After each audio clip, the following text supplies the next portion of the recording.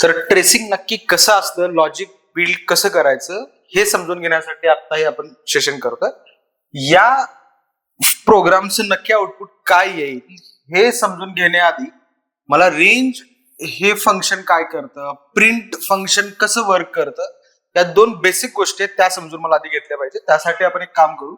Suppose माझ्याकडे range हे एक फंक्शन आहे. हे रेंज फंक्शन नक्की काय करतं, जर या रेंज फंक्शन मध्ये एक नंबर आहे 1, दुसरा नंबर आहे 5, तर मला या रेंज फंक्शन मध्ये कोणत्या व्हॅल्यू जनरेट करून मिळतात, तर या रेंज फंक्शन मुळे मला 1, 2, 3 आणि 4 अशा व्हॅल्यू जनरेट करून मिळतात. मग ती लिस्ट मिळते का, तर असं काही नाही, नंबर जनरेट होतात इटरेटिव्हली. आपण जनरल असं मेन्शन करतो. 1,5 असेल तर मी 4 लाच थांबलोय, म्हणजे जो लास्ट नंबर आहे तो लास्ट नंबर एक्सक्लुडिंग आहे हे लक्षात ठेवा. या रेंज फंक्शन मध्ये जनरल सिंटॅक्स काय आहे, रेंज फंक्शन मध्ये स्टार्ट व्हॅल्यू आपल्याला द्यायचे, त्यानंतर एंड व्हॅल्यू द्यायचे आणि स्टेप काउंट द्यायचे. जो स्टेप काउंट मी इथे घेतलेला नाहीये. का नाही घेतला, कारण बाय डिफॉल्ट या रेंज फंक्शन मध्ये स्टेप काउंट 1 कन्सिडर होते, म्हणून मला प्रत्येक व्हॅल्यू एक एकने इन्क्रीज होऊन मिळते. पण जर मी रेंज फंक्शन असं लिहिलं असतं, रेंज 2,10,3 असं लिहिलं असतं, तर मला या रेंज फंक्शनचं आउटपुट काय मिळालं असतं, तर त्या केसमध्ये मला पहिला 2 नंबर मिळाला असता, कारण तो स्टार्ट आहे. त्यानंतर मी 3 हा स्टेप काउंट लिहिलाय, याचं मिनिंग या पहिल्या नंबर मध्ये +3 व्हायला पाहिजे. 5 झाला तो 5 नंबर मिळेल. त्यानंतर 5 मध्ये +3 व्हायला पाहिजे, 8 मिळेल. त्यानंतर त्या 8 मध्ये +3 व्हायला पाहिजे, पण ते +3 झाल्यानंतर 11 व्हॅल्यू होती, ती 11 व्हॅल्यू या 10 ला क्रॉस करते, म्हणजे ते ऍड करणार नाही आपण. म्हणजे आपल्याला जे नंबर जनरेट करून मिळतात ते रेंज फंक्शननी आपल्याला हे नंबर जनरेट करून मिळतात. मग हे एवढंच आहे का, तर नाही. रेंज फंक्शनला मला निगेटिव्ह जर मी रेंज टाकली डिसेंडिंग ऑर्डरनी, तरी मला डिसेंडिंग ऑर्डरनी पण नंबर जनरेट करून मिळतात. जसं मी इथे लिहिलंय 10, इथे लिहिलंय 5, -1. याचं मिनिंग आहे 10 ला सुरुवात करायची, 5 ला थांबायचं आणि एक एकनी व्हॅल्यू कमी करत यायचे. म्हणजे मला 10, 9, 8, 7, 6 आणि 5 मिळेल का, नाही मिळणार, कारण लास्ट नंबर हा एक्सक्लूड करायचा आहे. तर हे रेंज फंक्शन जनरल असं वर्क करतं. म्हणजे कुठलाही प्रोग्रामचं ट्रेसिंग करण्याआधी आपल्याला काही गोष्टी माहिती असणं गरजेचं आहे. त्यातली या प्रोग्रामसाठी रेंज ही एक गोष्ट आहे. दुसरी, प्रिंट फंक्शन काय करतं, तर प्रिंट हे जे फंक्शन आहे, तुमचा जो काही डेटा आहे तो डेटा, आता माझ्याकडे जे हा डेटा मी प्रिंट करतोय तो डेटा प्रिंट करणार, पण याच्यामध्ये मला एक जी गोष्ट सांगायची ती आहे हे एंड कॅरेक्टर. आता एंड कॅरेक्टर काय करतं, जर मी प्रिंट असं फंक्शन यूज केलंय आणि या प्रिंट मध्ये मी हाय ही स्ट्रिंग प्रिंट केली, दुसरे प्रिंट फंक्शन लिहिले, त्या प्रिंट फंक्शन मध्ये मी बाय ही व्हॅल्यू दिली, तर मला आउटपुट येताना कसं येईल, फक्त याच 2 स्टेटमेंटचा जर मी विचार केला तर मला आउटपुट येईल पहिल्या लाईन वरती हाय आणि दुसऱ्या लाईन वरती बाय, असं आउटपुट येईल. पण जर मला हा बाय या हायच्या पुढेच जर हवा असेल तर तो कसं येईल, पण मला तुम्ही म्हणाल की सर यातला बाय काढा आणि या पहिल्या स्टेटमेंट मध्ये टाका. मला तसं पण नाही करायचं. प्रिंट हे माझं दुसरं स्टेटमेंट बायचं आहे, ते मला इथेच ठेवायचंय, पण मला प्रिंट होताना ते या हायच्या लाईन मध्ये प्रिंट व्हायला हवं.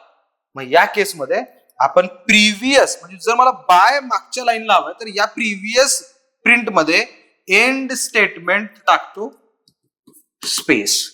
बाय डिफॉल्ट प्रत्येक प्रिंट फंक्शन मध्ये न्यू लाईन कॅरेक्टर इन्सर्टेड असतो एंड या कॉन्स्टंटला, म्हणजे एंड या कॅरेक्टर सिक्वेन्सला. इथे /n असतो, तो /n मी रिमूव्ह केलाय, म्हणजे पुढे जे काही प्रिंट होईल ते न्यू लाईनला न होता त्या सेम लाईनला होईल, म्हणजे हे या ठिकाणी दिसेल. म्हणजे प्रिव्हियस प्रिंट मधला जो एंड आहे तो आपण अल्टर करतोय.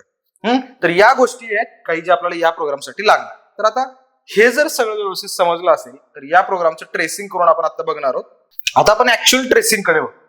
इथे मी लिहिले फॉर आय इन रेंज 1,4. तर रेंज मध्ये काय आहे, रेंज मध्ये आहे 1,4 आणि स्टेप काउंट जेव्हा लिहित नाही तेव्हा बाय डिफॉल्ट 1 असतो, म्हणजे यामध्ये आपला आउटपुट मिळणार आहे 1, 2 आणि 3, बरोबर. आणि आपण कसं लिहिले, फॉर आय इन रेंज असं लिहिले, आय इन रेंज 1,4. याचं मिनिंग काय असेल, आय हा जो व्हेरिएबल आहे तो व्हेरिएबल या रेंज मधल्या एकेका व्हॅल्यूला पॉइंट करेल. म्हणजे सगळ्यात आधी हा वाय जो आहे या 1 व्हॅल्यूला पॉइंट करेल. म्हणजे आता आय थोडक्यात 1 होल्ड करतो, व्हॅल्यूला पॉइंट करतोय. त्यामुळे इथून मी या लूपच्या आतमध्ये आलो.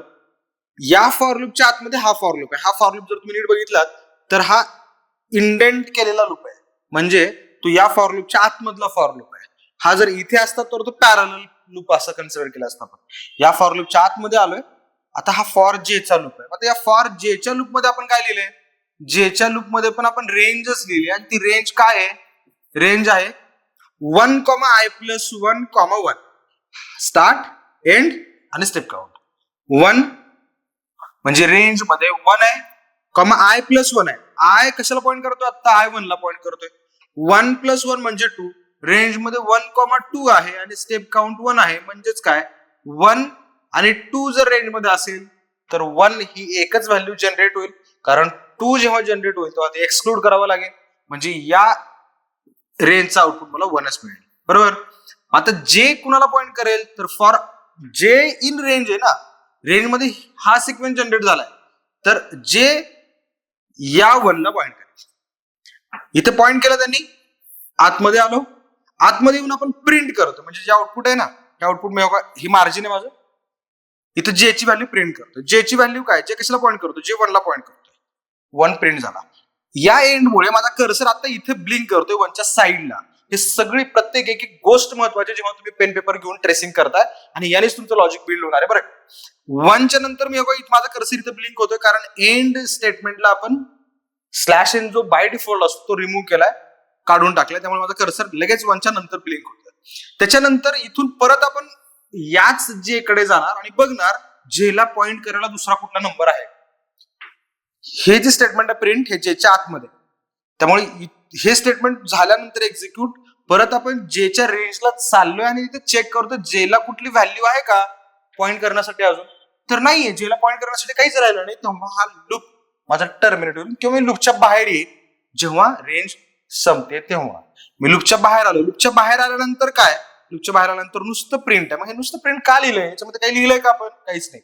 हा प्रिंट आहे तुमचा कर्सर पुढच्या लाईनला घेऊन जायला. कारण बाय डिफॉल्ट या प्रिंट मध्ये end is equal to slash n आहे. म्हणजेच माझा कर्सर आता या नेक्स्ट लाईनला ब्लिंक करतो. म्हणजे हा प्रिंट पण इम्पॉर्टंट आहे. मग आता हे स्टेटमेंट झाल्यानंतर काय, संपलं नाही. या फॉर लूप मधलं हा सगळं झालंय. हे या फॉरच्या बाहेर आहे बरं का, पॅरलल म्हणजे बाहेर. हे झाल्यानंतर काय, हे झाल्यानंतर मी इथून परत या आयच्या लूपला जाईल. मग आता आयच्या लूप मध्ये काय होईल, आयच्या लूप मध्ये आता चेक केलं जाईल. आयला 1 मगाशी पॉइंट केला होता, आता आय कुठे पॉइंट करेल, आता आय पॉइंट करेल या जेच्या ऐवजी आता हा सॉरी या 1च्या ऐवजी आता हा या 2 ला पॉइंट करतोय. आयकडे व्हॅल्यू आहे ना पॉइंट करण्यासाठी, आता तो 2 ला पॉइंट करतो. 2 ला पॉइंट करतोय, परत आतमध्ये येतोय. परत जे इन रेंज 1, i+1. आता रेंज बदलते. जे साठी रेंज 1, आयची व्हॅल्यू आहे 2, 2+1 3.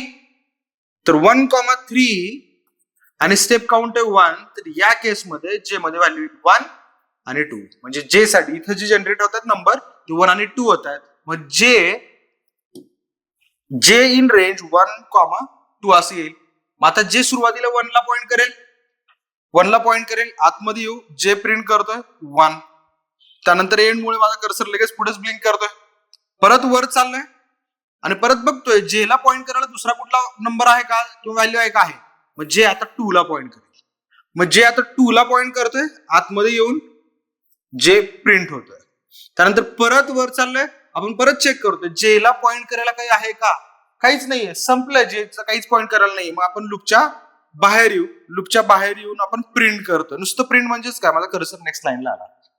परत इथून आपण आयच्या लूप कडे चाललोय. आयला पॉइंट करायला तर आहे का काही, येस आहे, 3 आहे. मग 3 घेऊन आपण परत आतमध्ये आलो. i+1 म्हणजे नेक्स्ट टाइम आपल्याला रेंज काय मिळेल, रेंज मिळेल 1, 4, 1. म्हणजे या केसमध्ये 1, 2 आणि 3 या 3 व्हॅल्यूज मिळतील जिथे आपला जे पॉइंट करणार आहे. मग जे 1 प्रिंट होईल, नंतर जे 2 प्रिंट होईल, नंतर जे 3 प्रिंट होईल. जेला पॉइंट करेल आता काहीच नसणार आहे. हा जेच्या लूपच्या बाहेर पडू. बाहेर पडून आपला कर्सर इथे ब्लिंक होईल या लोकेशनला. त्यानंतर परत आपण आईच्या फॉर लूपला जाऊ. आईच्या फॉर लूपला गेल्यानंतर लक्षात येते की आईला आता पॉइंट करण्यासाठी काहीही राहिलेलं नाही. ही माझी स्टेटमेंट किंवा हा फॉर लूप जो आहे तो माझा टर्मिनेट होईल. या लूपच्या बाहेर आपण येऊ. बाहेर आल्यानंतर कुठलेही स्टेटमेंट आपल्याला एक्झिक्यूट करायचे राहिलेले नाही. आपल्याला जे आउटपुट आहे ते हे मिळालेले आहे. बरोबर. म्हणजे तुम्हाला हे लक्षात यायला पाहिजे, नुसतं नॉर्मल रेंज लिहिलंय तर असं आउटपुट येईल असं मनातल्या मनात जर तुम्ही करत असाल तर ते रॉंग आहे. नक्की एक्झॅक्ट प्रोसेस काय होते तर ती प्रोसेस समजणं जास्त महत्वाचं. आणि तुमचं जे लॉजिक बिल्ड होणार आहे ते या पद्धतीचं ट्रेसिंग केल्यानंतरच बिल्ड होणार आहे. अशा आपण लॉजिक बिल्डिंगचे बरेच सारे ट्युटोरियल्स इथे करणार आहोत. तर त्यासाठी जर तुम्ही आपलं चॅनल सबस्क्राईब केलेलं नसेल तर सबस्क्राईब करा, शेअर करा मित्रांबरोबर. त्यांना या लॉजिकल व्हिडिओजनी नक्की फायदा होईल. थँक्यू.